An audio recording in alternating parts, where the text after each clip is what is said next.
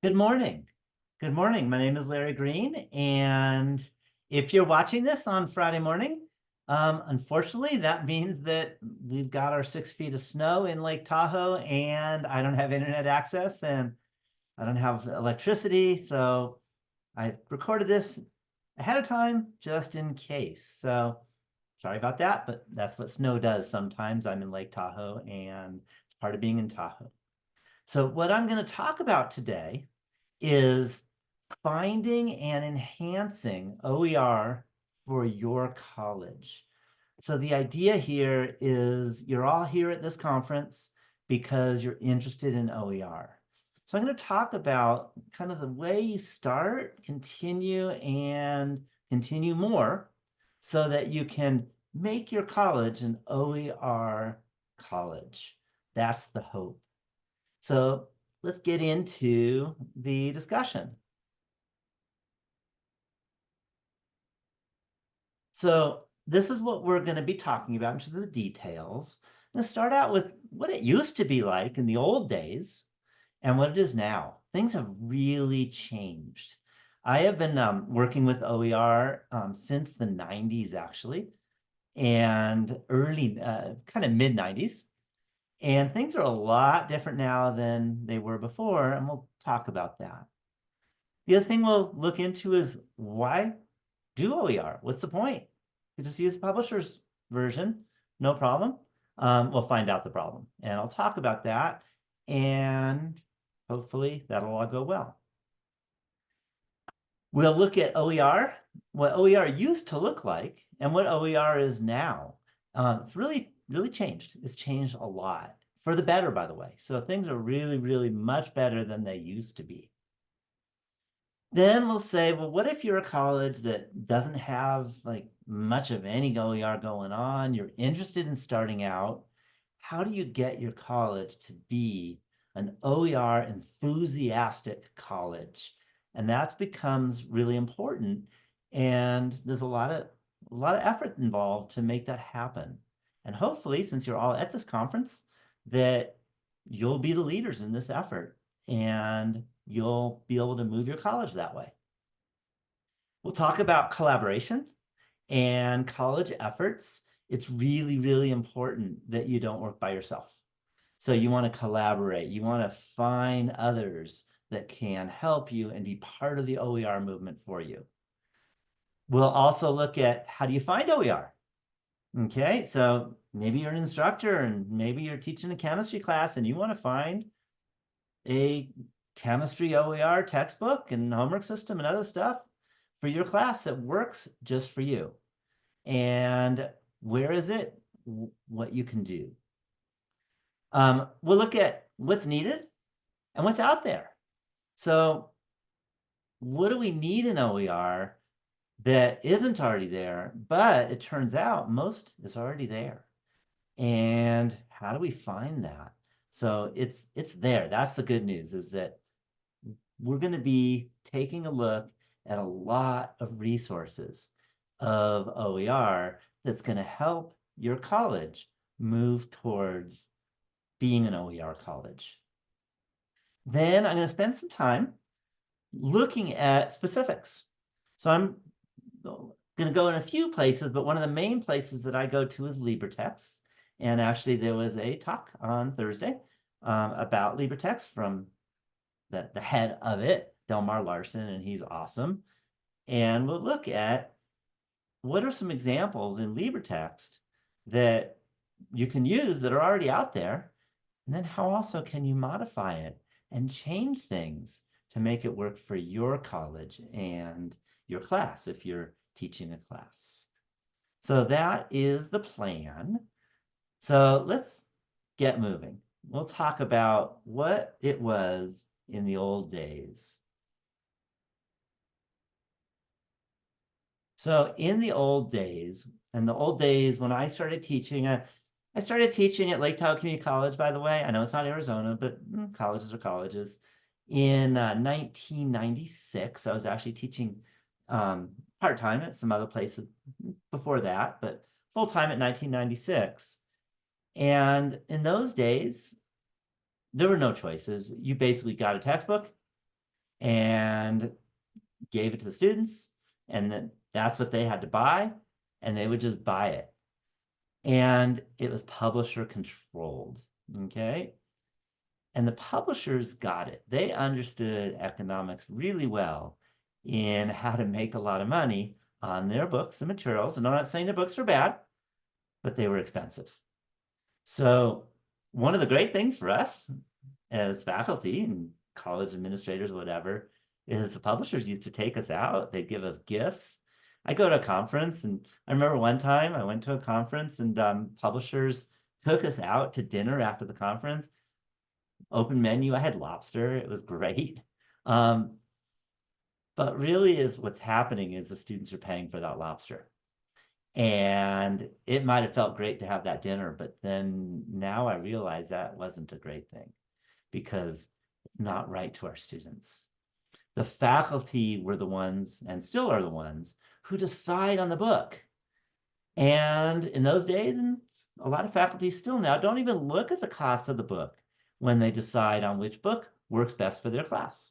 They look through the book and say, yeah, that's a great book. They don't bother looking at the price tag, and that's their book. And it might be $400 for the book. Okay, and I'm not exaggerating, books can cost that much nowadays. But the faculty chooses which book to use. The students don't get to choose which book to use.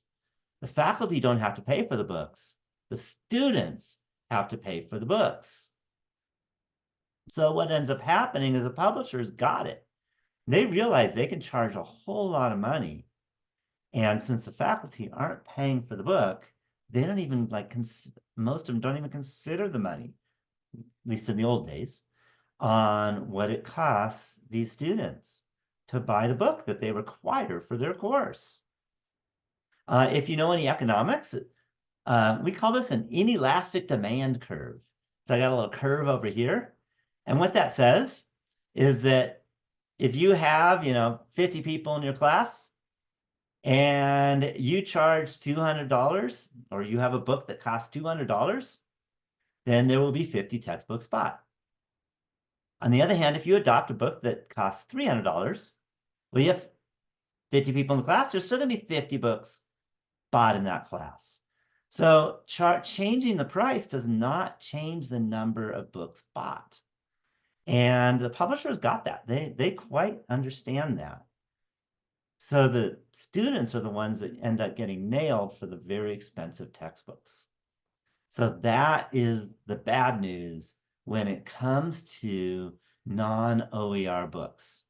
And there's other news too, but that's one of the biggies, is that the cost can be really high, but the students don't have a choice if you don't go to OER. So there are a lot of issues when you don't have OER. One that I just mentioned is price. And I'll tell you, when I was a teacher many years ago, this would happen a lot. The students would come to me, they would say, my financial aid hasn't come yet. I can't afford the book. I can't afford the homework system. It might be a month before I can have any even close to that amount of money. And I just have to tell them, sorry, you got to have the book, you got to have the homework system. And they dropped my class. It was terrible. That's how it was in the old days before I moved to OER. And unfortunately, the students who really need an education so that they can support themselves as an adult, after college, drop out of college. And then they become poor and they stay poor. They were poor and they're still poor. And there's all kinds of equity issues with non-OER. Okay, then there's another big issue with non-OER, and that is customizing. So if you know anything about copyright law, if you use a publisher's book, you can't go change that book. You use their book, and that's it. The copyright says that's it. So you can't customize the book. for your class and then use it maybe for free later on, but forget free. But you just can't do that.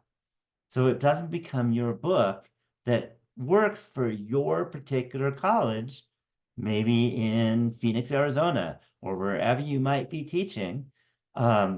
Your students might have some kind of different cultural needs than the students that the publishers might be thinking of, and they might be in New York or whatever. So you can't customize a book if it has a copyright. So that's a big problem also. So how do we handle that? And the way we handle it, and that's why you're all at the OER conference, and that is you move to OER. So unfortunately, when I first started doing a little OER, and it was just the beginning, it was actually before I was even at the community college. I was at Sonoma State University. It was 1995. And my students, they hadn't even heard of that new thing called the internet. Things were really different in the past. They didn't know how to use it. They didn't know how to access it. Forget finding OER materials. In fact, the word OER didn't even exist. That's how it was when I started teaching. Okay. Most of the faculty had never heard of it either. They didn't know about it. And they didn't even know about the internet. Okay.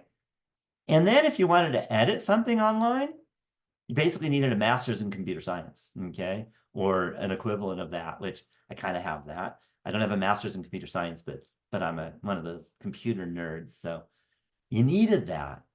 And it was tough. So the students couldn't do OER. It just didn't work. And the hope is that if you've been teaching a long time, you are intelligent enough to realize that things have changed. We're not still in that past. We're now in the present. So we can move along and get out of that OER in the past and move to now. So the wonderful thing in the last several decades, that word OER came about, and now there's all kinds of movement to move to OER, to become an OER community. And for example, if you go to any math class that you want to teach, just about every math class there is, there's an OER book for it. Okay, there's OER homework resources, there's OER everything. Same is true in psychology, same is true in chemistry, same is true in history. Most of the courses now that we teach have OER textbooks and resources available and ready to be used. Okay? And there are some colleges that are so into the OER movement that they have at least or more than half of all of their classes that are zero textbook costs, which isn't necessarily the same as OER, but it's kind of the same idea. It means that the students don't have to pay any money for the textbooks or any of the learning materials. Okay, sometimes they're not necessarily OER, but kind of is good enough. In the stuff I use, we're both zero textbook costs, and those textbooks that we use in materials are all OER, open educational resources.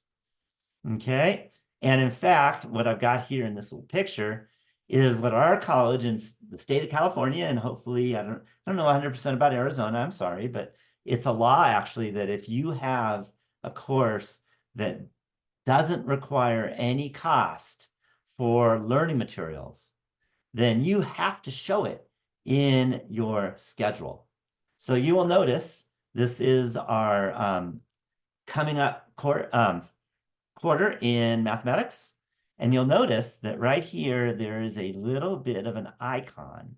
And what that icon says is that it's zero cost, that the students do not have to pay for any learning materials for this class or the next or this one or this one. And if you go through every one of our math classes, they all have this icon because we are 100% OER ZTC in our department, and not just math, by the way. So, yes, we started at our college with making it happen in just math, because that was my big thing. But we became a culture of OER. And now, if you went to psychology, you're going to see it. If you go to history, you're going to see a bunch of it. If you're going to go to geology, you're going to see a whole bunch of them. The majority of all of our courses are ZTC OER, and doesn't cost a dime for the students to buy these materials, which is great. Okay. That doesn't mean we had to use bad materials. It just meant we had to do a little bit of work to find the materials, because anytime, just like if you want to go from one publisher to another, you got to look at that textbook and read it and see if it works for your class. Well, same idea. Now there's, a bunch of OER materials that are available. You got to find the ones that work for you. But there always are great resources. And there's resources on finding OER, which I'll show you in a little bit, on just going in and asking the computer, give me some OER stuff, and it'll give it to you in whatever subject you want. Okay, there are also amazing tools out there to author and to modify open educational resources. One of the great things about OER is the O. O means open, and open means that the license says that you can do what you want with it. It's open to use, and almost all the licenses are open for modifications, which means that you can change it to work with your particular college's needs. If you're an instructor or faculty, you can change it to work for your students at your colleges in your class. And that is wonderful.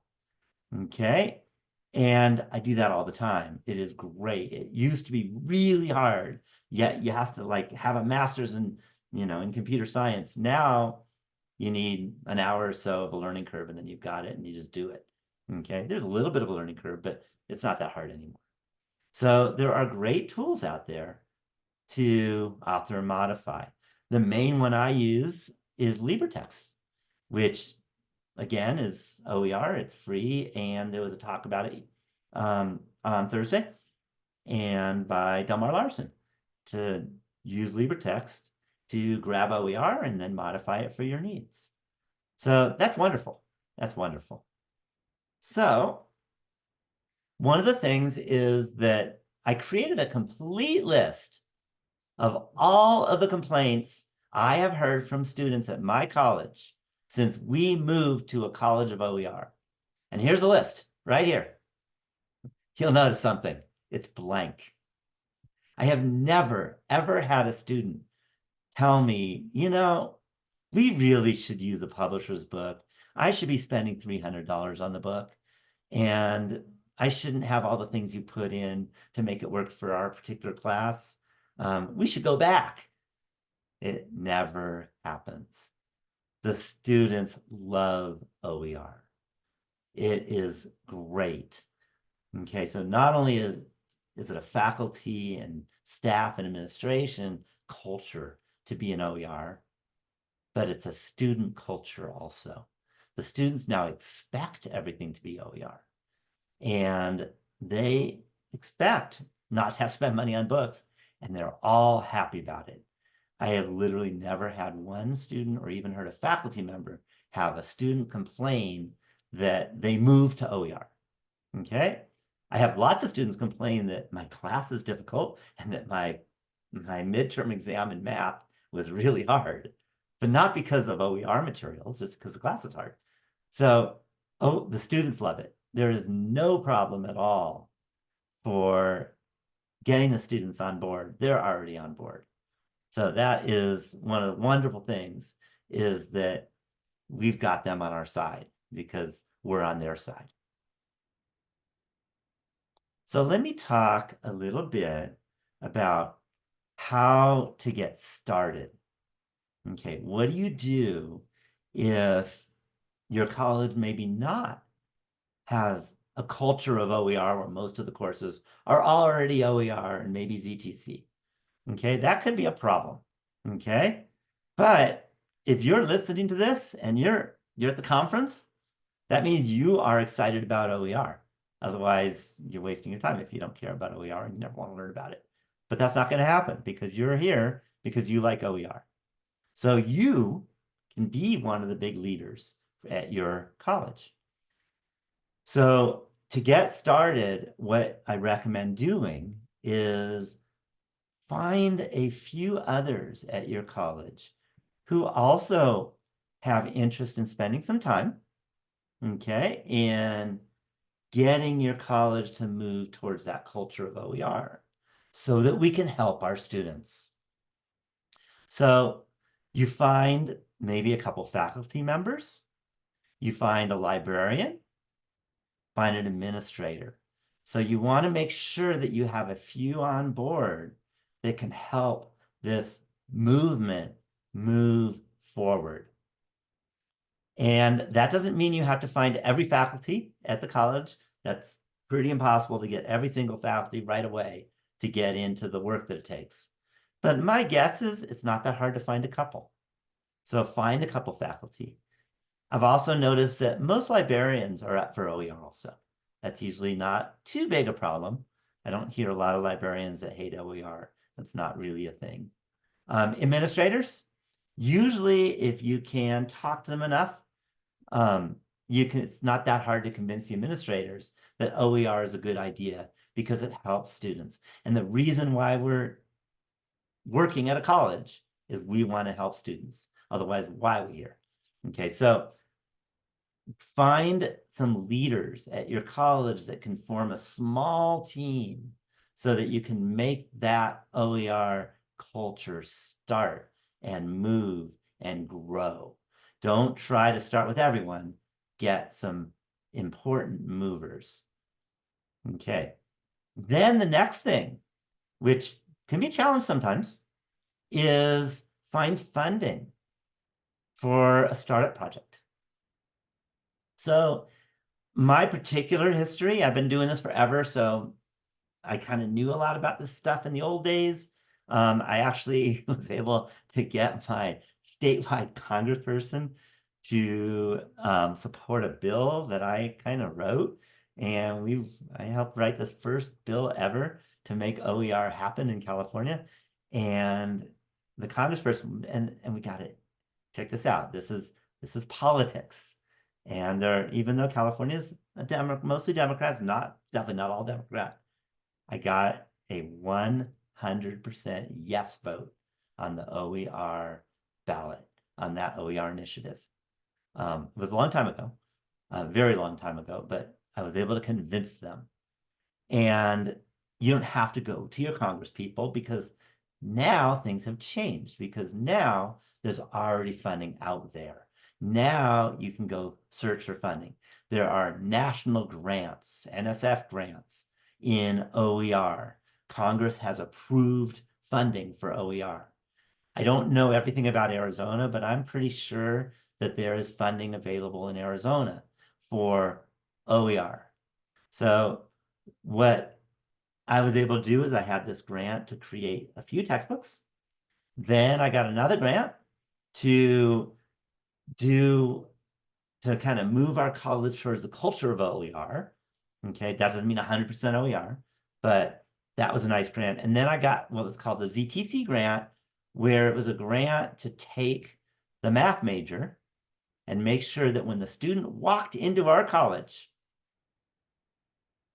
and then spent the years as a student and then got their diploma, they didn't have to spend 1 penny on textbooks if they used that particular degree pathway, the ZTC pathway. And that was for the math majors because, sorry, if you're not math people, but you could do it for whatever you're interested in and make a ZTC in your favorite major. And that's a really nice thing to do. And then there's been other grants too. I'm not going to go on and on and on about all the different grants, but the good news is there's a lot of funding out there. It does take work. And just like any grants, there's bureaucracy. but it's worth it. It's worth it. And by doing that, you can actually make your college become an OER college. Without the funding, it's pretty hard to make it happen because a lot of faculty want to get paid. That's, I'm not saying they're bad people because, it's our job to working at the college. And when you have a job, you usually want to get money.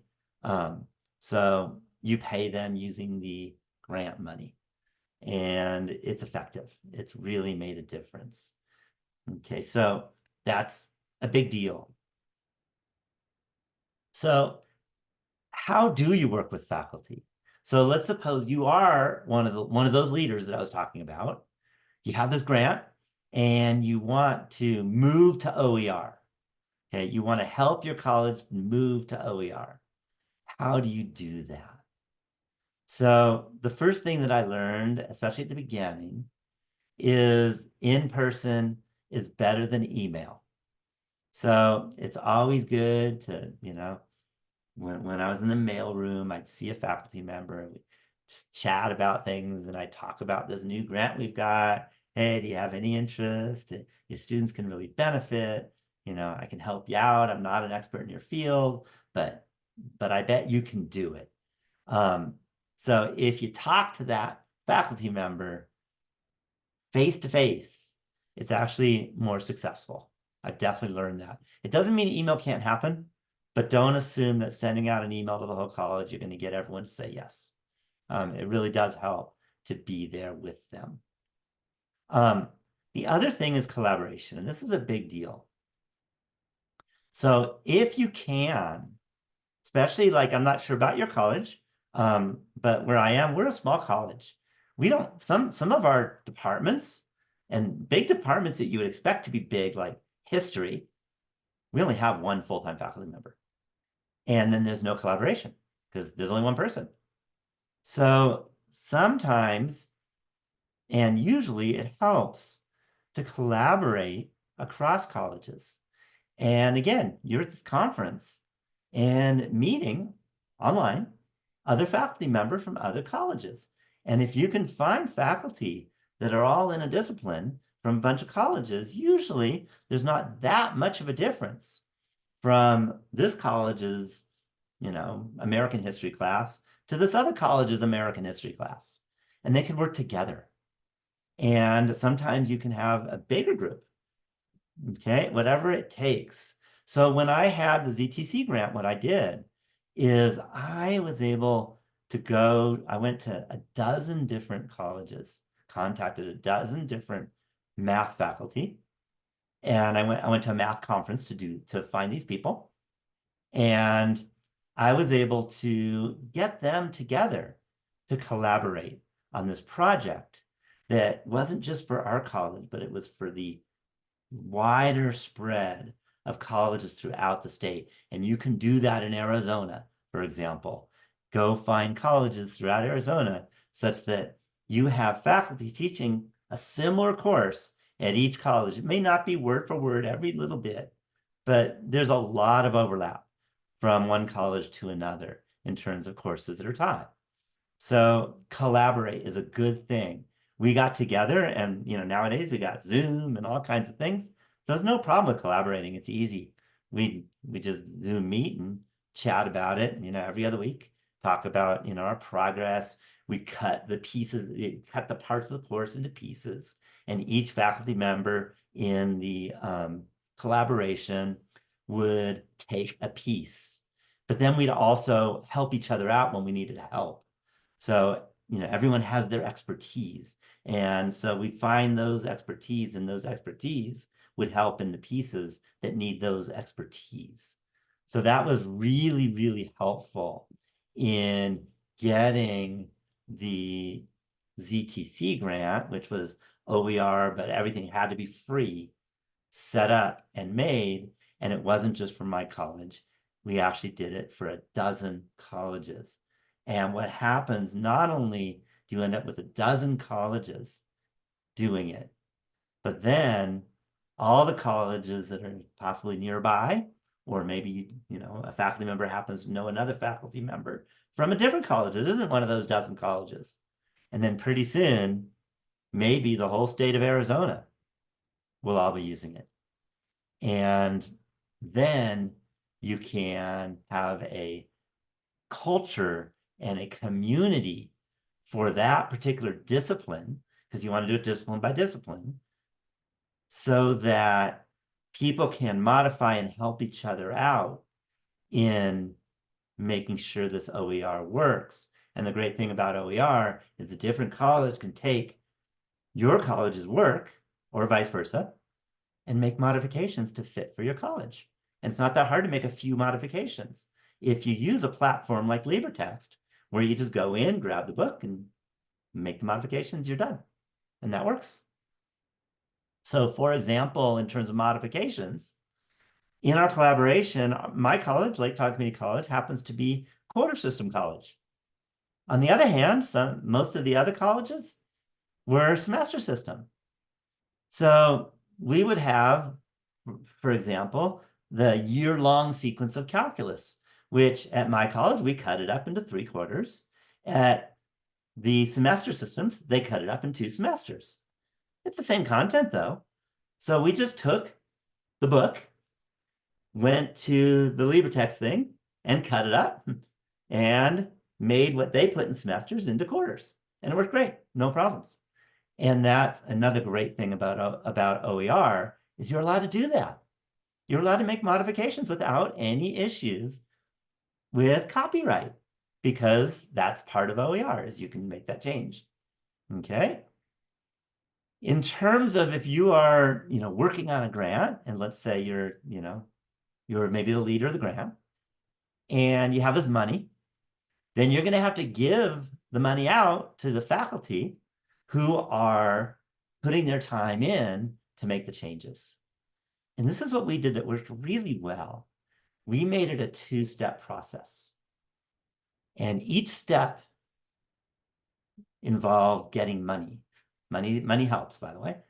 The first step of the process is that faculty member would look at that faculty member's course and say, is it possible to take this course and move it to OER? Takes a little bit of research. You're going to have to go and look at what's out there a little bit and see if it even can happen. And what we did for that step, which isn't that hard a step, it turns out, that's a pretty easy step. We're giving them $500. When we first did it, we gave them a little less, but inflation. So now we give a little more. So now we're giving them $500 for that first step. And then once they have done the first step and said that it's possible and that they're committed to actually, at least try, they're not committed to actually finish, but they're committed to try. Then if they can take their course and do what they were hoping was possible and convert it fully to OER, and in our college ZTC, then we gave them a final $1,500 to do that conversion.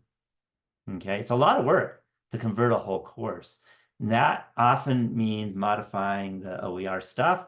It means changing the whole syllabus. It means thinking about the week-to-week materials they're going to be doing. Lots and lots of different stuff. It takes a lot of work. But we paid them, and that helps a lot. Okay, one of the cool things is, we gave out a lot of these $500 little mini stipends to, do the research. And then those that got the mini stipend, 100% of them succeeded in the final conversion. So that mini research made a huge difference to ensure that all the faculty continued. So these, for our college and probably for your colleges too, that step-by-step process is really, really effective. Okay. And the other thing that, if you're going to be leading the OER movement, I'm sure, I'll tell you, I'm not an expert in every field. and I'd be amazed if one of you is an expert in every field. I don't tell the faculty in psychology, hey, I'm going to tell you what to use in OER because I'm not qualified for that. I don't know anything. I took one psychology class in college.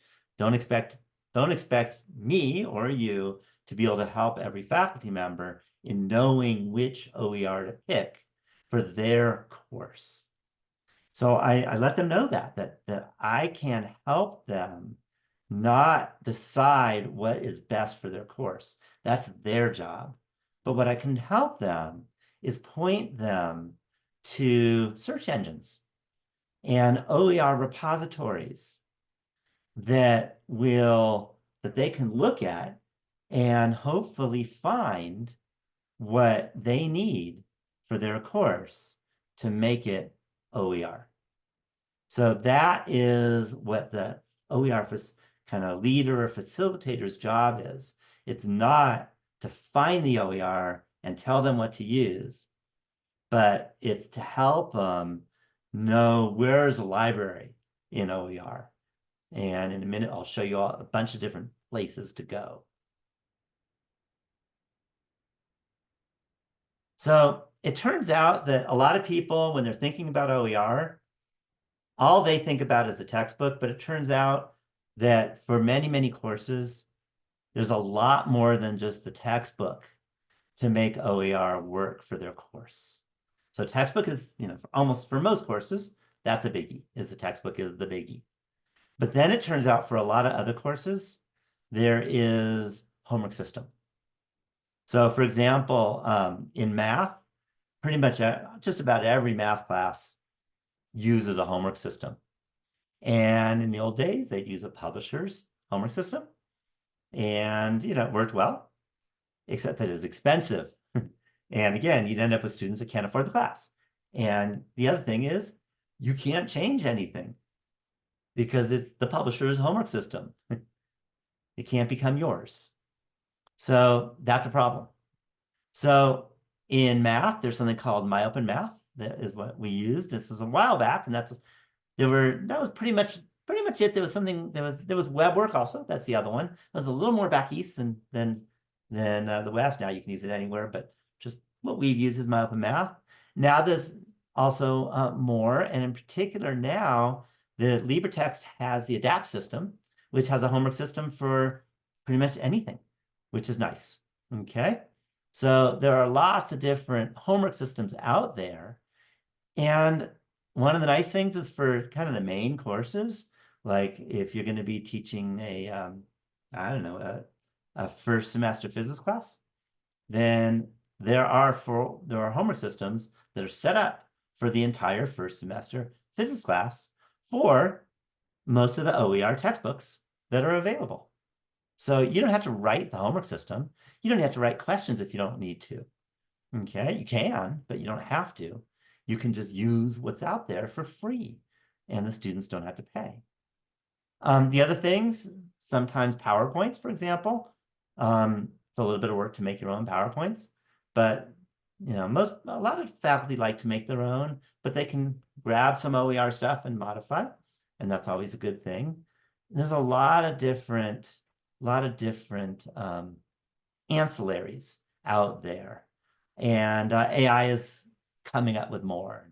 Maybe I'll mention that a little later. But that's a big deal. It's not just the textbook. It's also the homework system and other ancillaries that you might need. Lab manuals is a biggie for biology and chemistry and physics. And the good news is there's OER out there now for lab manuals, which is wonderful. Just wonderful. All right, so where might you find OER? Okay, there are a lot of great places to find OER. I mean, one that you might just guess, but it's okay, but it's a little bit messy, and that's just Google search. The problem with that is that that's not specified for OER. So I tend not to use Google to just search for things. If you want to, search for things, there are a lot of places to search. So there is Merlot. And that's multimedia education, educational resources for learning and online teaching. Okay, so it's nothing to do with wine, by the way. But Merlot is a great place, and I'll show you that in a bit, to go search for stuff. You can definitely find things with Merlot. LibreText is another one that works. OER best practices, which I think you have in your state, is another one. Then there is OER Commons, has a lot. OpenStax has a lot. BC Campus has a lot. There are a whole lot of others. There's another that I'm going to show you that I created called the OER Listserv, and I'll show you that. So the good news is it's actually not very hard to find OER materials because there's some great resources out there that will help you find them. So let's continue and let's think about some of the homework systems because that can get a little bit complicated. Again, there's My Up in Math, WebWork, Adapt. Canvas is also a homework system. I'm not sure what learning management system you use, but if you use Canvas, there's Canvas Commons. And there are other systems also out there where you can find homework systems for your course. Because nowadays, that's important for a pretty large set of courses, okay? And also test banks. And a lot of times the homework systems come with test banks. So that's just another note is that, if you want to use a test bank, you can do it that way. And I'll explore a little bit of that. We only have so much time. One of the things that's really important is DEI, diversity, equity, and inclusion.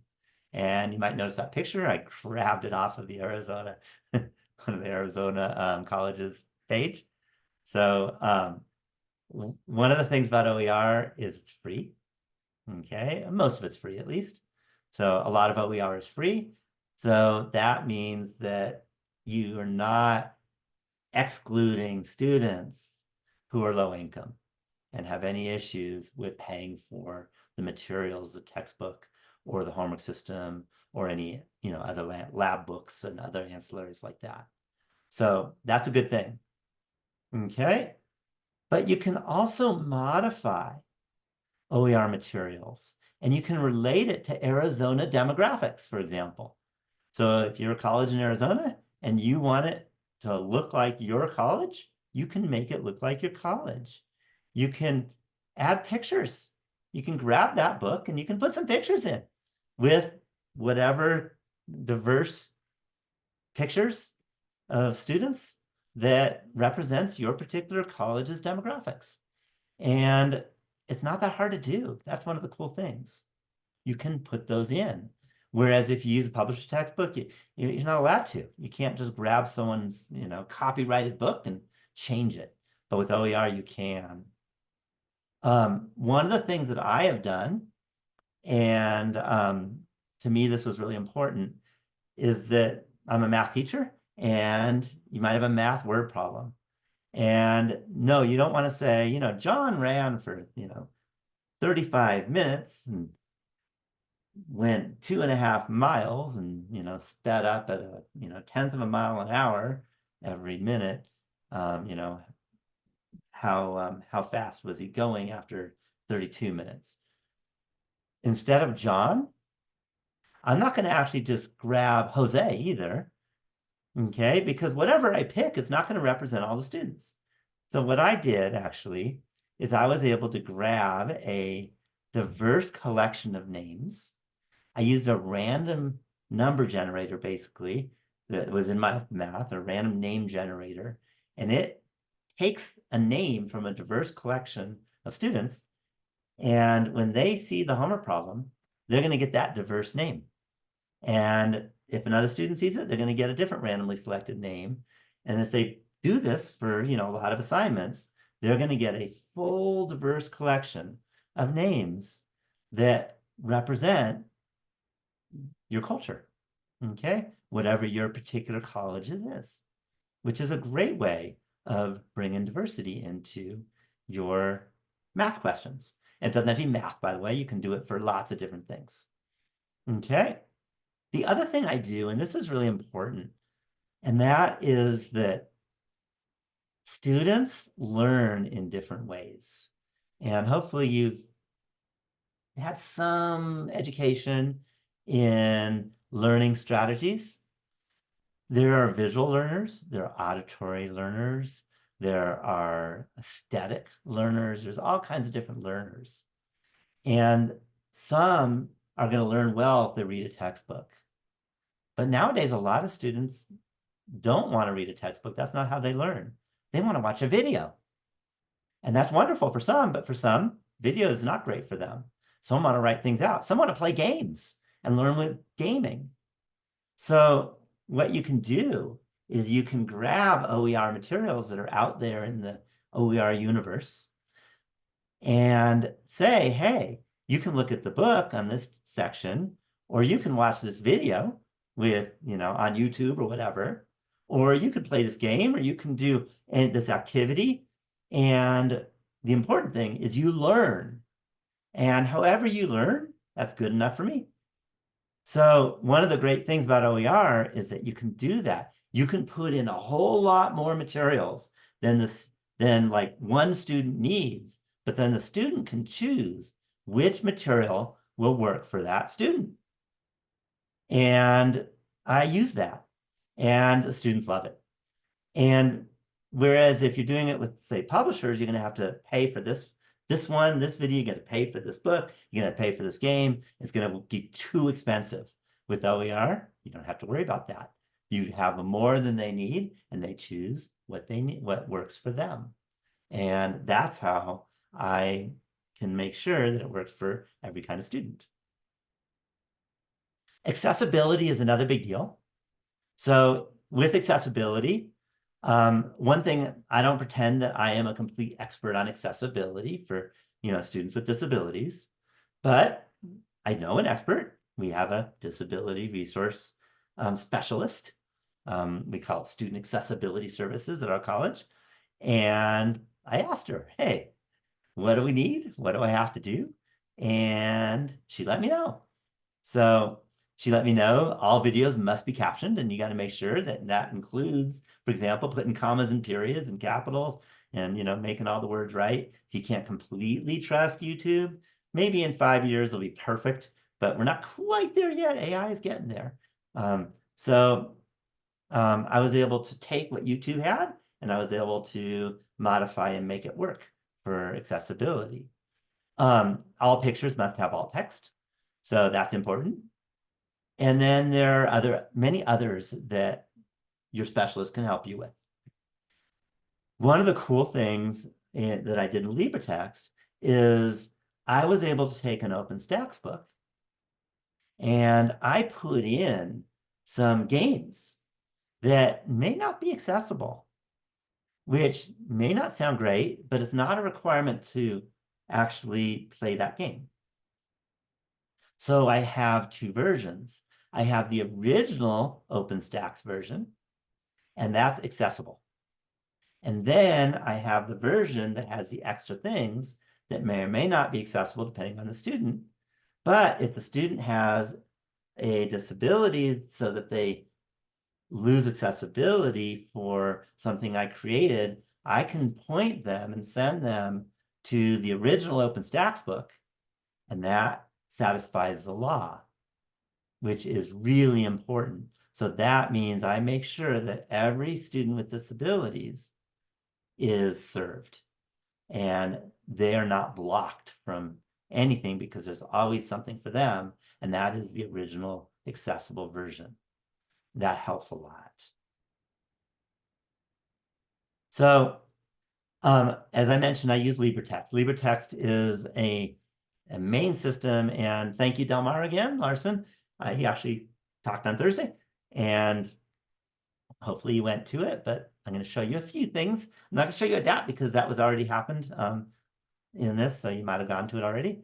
But it has collections of OER from many disciplines. And you know what? If you want something that's OER and you want to put it in LibreText, just ask LibreText and they'll almost always say yes. I have never been turned down whenever I wanted something. So that's what's wonderful. And with OER, they're allowed to do it because that's what the O is. You can put it in, you can use it anywhere. Okay. LibreText has tools for remixing. So that means one of the big things that was important when I worked with this group of 12 faculty from all over our state, I was a quarter system. I'm at a college that's a quarter system. Most of the others were at a college that were semester systems. So the OpenStax calculus book, for example, there was a version, there was 1 and 2, first semester, second semester. But because it got put into LibreText, I was able to take that 2 textbook calculus sequence and cut it up into 3 pieces, quarter 1, quarter 2, quarter 3. And that works better for my students. And that's what's great about the system that they have in LibreText, is it's not that hard to do at all. That was easy. There's some other things that were hard because I'm a coder and I wanted to make all kinds of animations and games, and I'll show you that. But you can use mine, and that's easy. Okay. So there is a sandbox. I think they don't call it sandbox anymore, but there's a sandbox for authoring. You just go in, grab a book, and then change whatever you want. You know, cut out New York and type in Arizona. Whatever you feel like works for you. Okay. They have the adapt homework system, so which has taken them up math and the WebWork and some other systems, put it all in together, and you can use that in LibreText. They also have a really great support team. I have such a good time working with them. Whenever I ask them, it's always a yes. They're wonderful.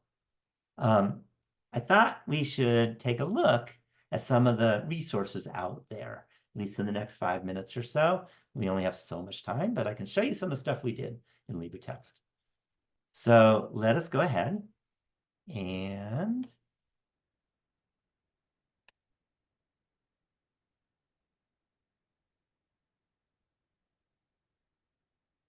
there we go. So we can do all kinds of things. So first thing with Merlot, by the way, you can do a quick search. You could also browse, and you can browse materials. You can go to whatever you might be involved in. Maybe you're in social sciences, click social sciences. And you can, maybe you're in psychology, click psychology. And then you'll notice that the things that they have here, these have stars, these are peer reviewed. Okay, so there are experts in the field that go through and make sure it's good material. And if it's 5-star, it's great material. 4-star, it's good material. Okay.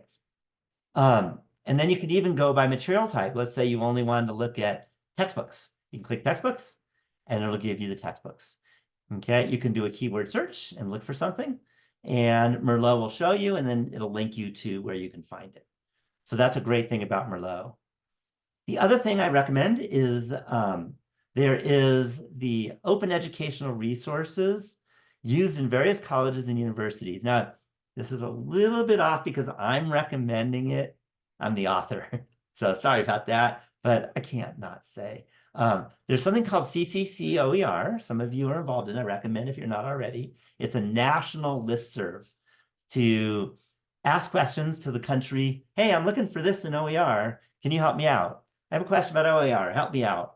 What I did is whenever somebody asked a question about a specific course and finding materials for that course, and then someone else answered with materials, I created this website and I put them in there.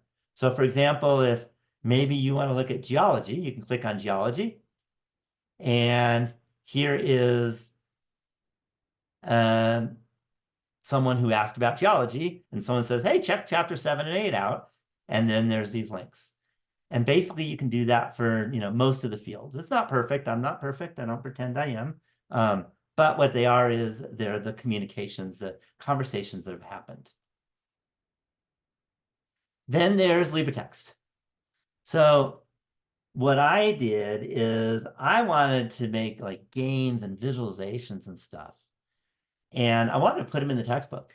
So I created interactive statistics activities and interactive mathematics activities. And the great thing is I can do it. There's this platform. I can make it happen. It was, a very easy platform to use. And I made these happen. And I was able to make things even for my area. I'm not sure if you know much about Lake Tahoe, but we're right next to Nevada. And you probably know what's legal in Nevada, and that's gambling. We've got casinos that are like, at least for me, walking distance from my college. Most people, 3 miles is too far, but they could take the car or bus or something like that or bike. And so I created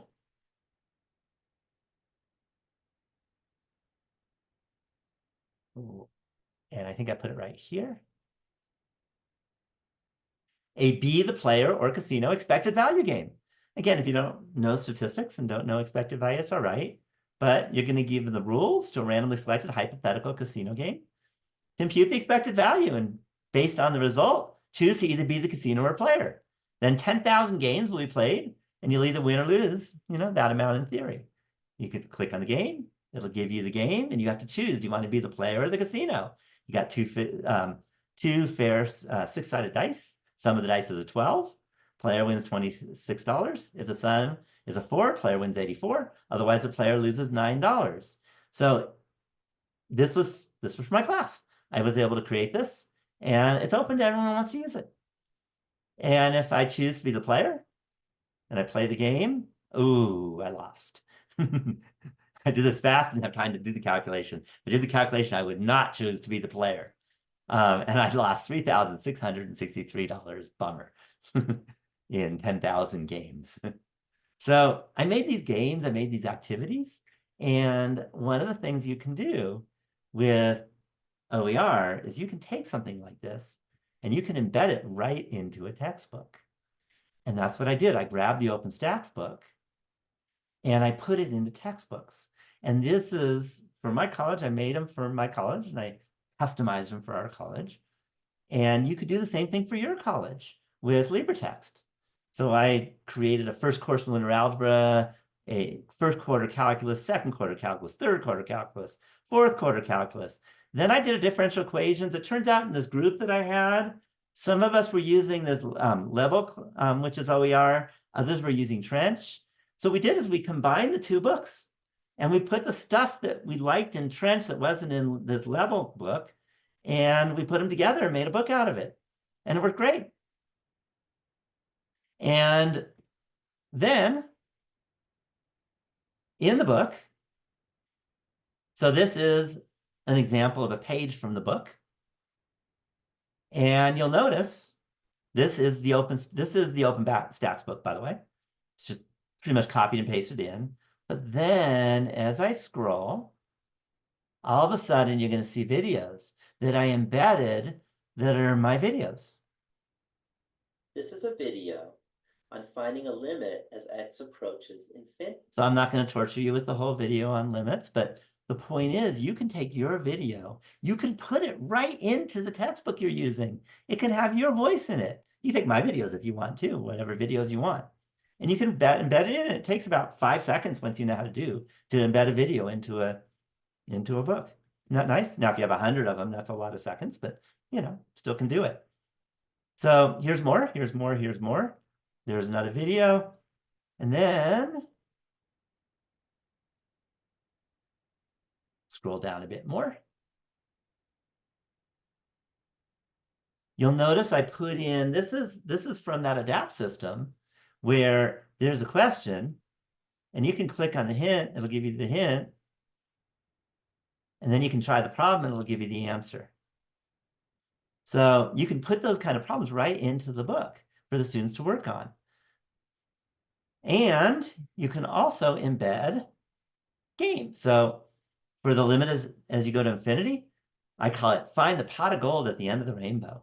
So you have to decide what the limit is, or if it's negative infinity, infinity, or this does not exist.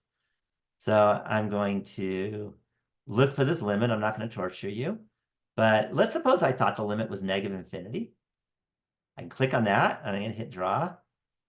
And if it's a negative infinity, it should be way down here. And guess what? It wasn't. I didn't find the pot of gold. The limit was 0. Aww. And they can play again and again. So I put games within the book.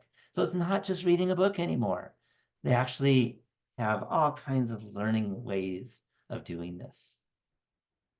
So that's what I did to make this work. And I did it for that. I also did it for Tahoe looking stuff. So I was able to make a little exercise, and you may not recognize this because you probably haven't been to my town and you probably haven't done a big hike like I did, but I found a car. I actually took this picture, and I was able to create something that comes right from my town and put it right into the OpenStax book. You're a self-driving truck and driving in a remote dirt road, which we're looking at Tahoe, by the way, on a kind of somewhat cloudy day. Okay, and then you have to do something, they put it in, and they're gonna have to like decide if it works or not. So we don't have that much time, but that's the idea, is you can put those things in there and have the students learn the way they like to learn.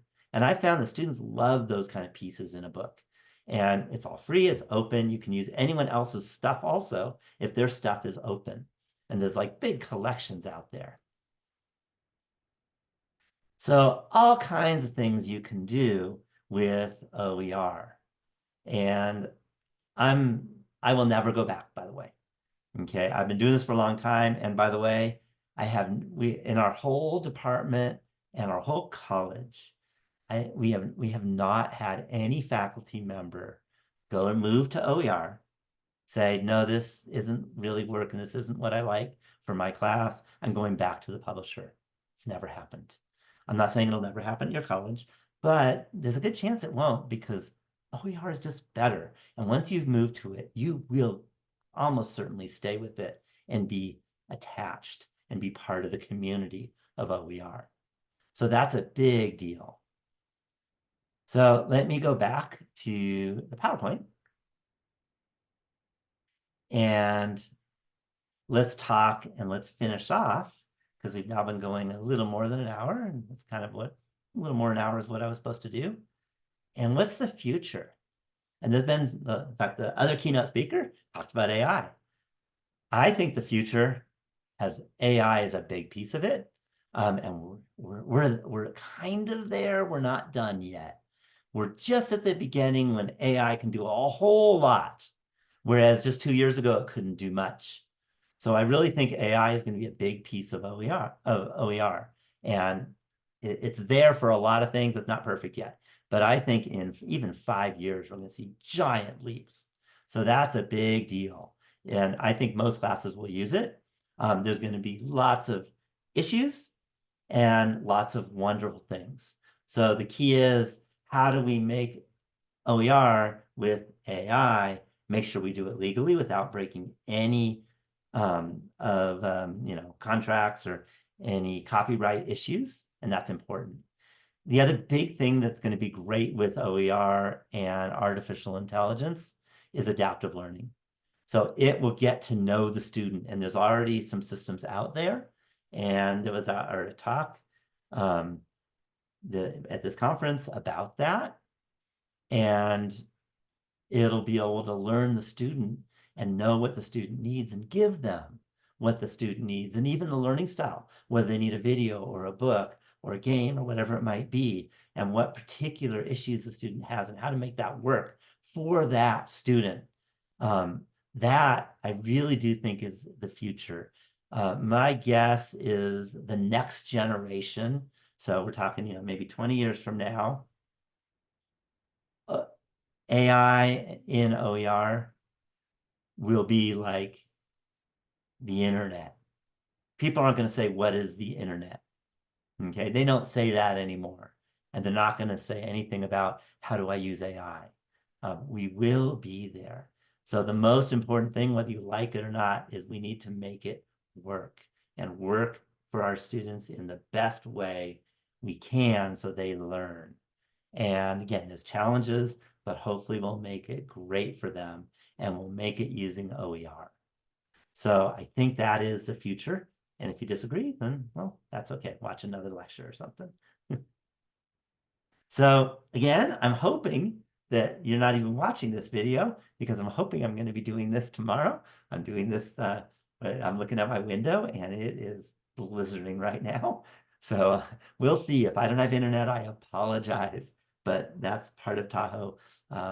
Again, we're talking about, they're saying 3 to 10 feet of snow we might get, and they're saying most likely like 4 or 5 feet of snow in the next couple days.